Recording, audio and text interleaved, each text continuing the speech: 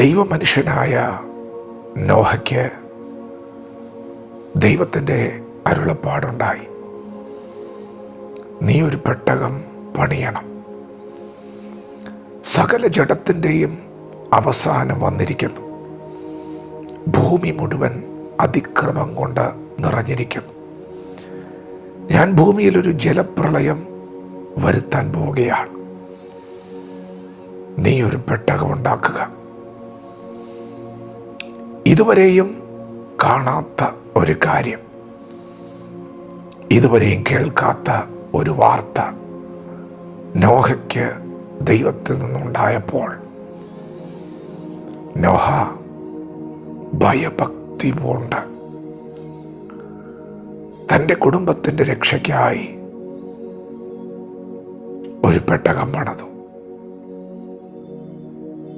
ദൈവത്തിൻ്റെ അരുളപ്പാട് ലഭിച്ചപ്പോൾ നോഹ ഭയഭക്തി പൂണ്ടു. ദൈവം എന്തു പറഞ്ഞു അതങ്ങനെ തന്നെ ചെയ്തു. പ്രിയപ്പെട്ടവരെ, ഇതുവരെ കാണാത്ത കാര്യങ്ങൾ, ഇതുവരെയും കേൾക്കാത്ത കാര്യങ്ങൾ ദൈവം സംസാരിക്കും. നാളുകളിൽ എന്ത് നടക്കുമെന്ന് ദൈവത്തിനറിയാം. നമ്മെ ഓരോരുത്തരെയും വീണ്ടെടുക്കുവാൻ, നമുക്ക് നിത്യജീവൻ നൽകുവാൻ, നാളുകളിൽ, അടുത്ത നിമിഷങ്ങളിൽ നമ്മുടെ ജീവിതത്തിൽ സംഭവിക്കാൻ പോകുന്ന മരണത്തെ മുന്നിൽ കണ്ട് ആ മരണത്തിൽ നിന്നൊരു വിടുതൽ തരാൻ ദൈവം നമുക്ക് വേണ്ടി തൻ്റെ പുത്രനെ ഈ ലോകത്തിലേക്ക് അയച്ചു. നമ്മുടെ എല്ലാവരുടെയും പാപത്തെ യേശുവിൻ്റെ മേൽ ചുമത്തി നാം മരിക്കേണ്ടതിന് പകരം നമ്മുടെ രക്ഷകനായ,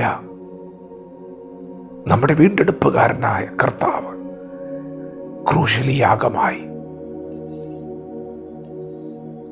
യേശുക്രിസ്തു മരണത്തെ ജയിച്ച് മൂന്നാം നാൾ ഉയർത്തെഴുന്നേറ്റു. തൻ്റെ ശിഷ്യന്മാരോട് പറഞ്ഞു, നിങ്ങൾ സകല ജാതികളോടും സുവിശേഷം പറയണം. ഞാൻ തന്നെ വഴിയും സത്യവും ജീവനുമാകുന്നു. എന്നിലൂടെ അല്ലാതെ ആരും പിതാവിൻ്റെ അടുക്കലെത്തുന്നില്ല. എന്നിൽ വിശ്വസിക്കുന്നവൻ മരിച്ചാലും ജീവിക്കും. യേശു ഉയർത്തെഴുന്നേറ്റിട്ട് തൻ്റെ ശിഷ്യന്മാരോട് പറഞ്ഞു, നോക്കൂ, ഞാൻ മരണത്തെ ജയിച്ചിരിക്കുകയാണ്. എന്നെ അനുഗമിക്കുന്ന, എന്നെ വിശ്വസിക്കുന്ന പ്രിയപ്പെട്ടവരെ, നിങ്ങളെയും ഞാൻ ഉയർപ്പിക്കും. എൻ്റെ വാക്ക് വിശ്വസിക്കുന്ന, എന്നെ കാത്തിരിക്കുന്ന നിങ്ങളെയും ഞാൻ ഉയർപ്പിക്കും. ദ്രവത്വമില്ലാത്ത ഒരു ശരീരം ഞാൻ നിങ്ങൾക്ക് തരും.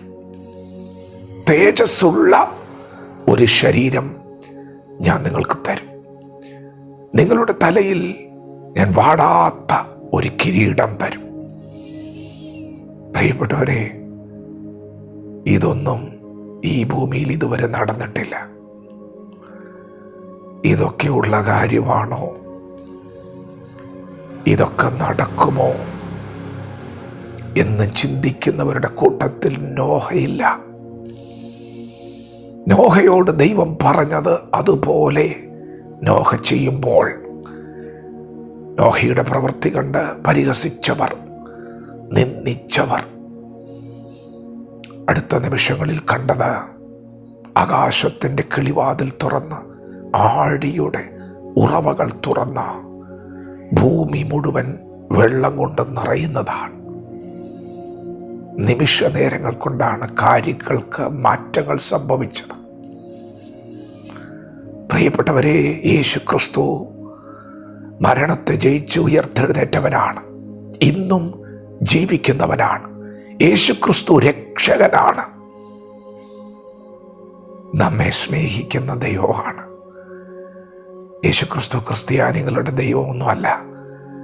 ഈ ഭൂമിയിലെ സകല മനുഷ്യർക്കും വേണ്ടി താണഭൂമിയിലേക്ക് ഇറങ്ങി വന്നവനാണ്. ഈ ഭൂമിയിലെ സകല മനുഷ്യർക്കും വേണ്ടി ക്രൂശിൽ മരിച്ചവനാണ്. യേശു ലോകരക്ഷകനാണ്. പ്രിയപ്പെട്ടവരെ, ഇനി നടക്കാൻ പോകുന്ന കാര്യം, തന്നിൽ വിശ്വസിക്കുന്നവരെ, തൻ്റെ വിശുദ്ധരെ ചേർക്കാൻ യേശു മടങ്ങി വരും. യേശു മടങ്ങി വരുമ്പോൾ ക്രിസ്തുവിൽ മരിച്ചവർ അക്ഷയരായി ഉയർത്തെഴുന്നേൽക്കും. അത് ഇന്ന് രാത്രിയാണെങ്കിൽ ജീവനോടിരിക്കുന്ന, ക്രിസ്തുവിൽ വിശ്വസിക്കുന്ന, കാത്തിരിക്കുന്ന നിങ്ങൾക്ക് രൂപാന്തരമുണ്ടാകും. അതെ, അടുത്ത നിമിഷങ്ങളിൽ അത്ഭുതങ്ങൾ സംഭവിക്കും. കണ്ണിമയ്ക്കുന്നതിനിടയിൽ രൂപാന്തരമുണ്ടാകും. ഇത് സത്യവചനം, വിശ്വസിക്കുവാൻ യോഗ്യമായ വചനം. പ്രതികരിക്കുക. ദൈവം നമ്മെ ഓരോരുത്തരെയും ഈ പകൽ അനുഗ്രഹിക്കുമാറാകട്ടെ. ആമേൻ.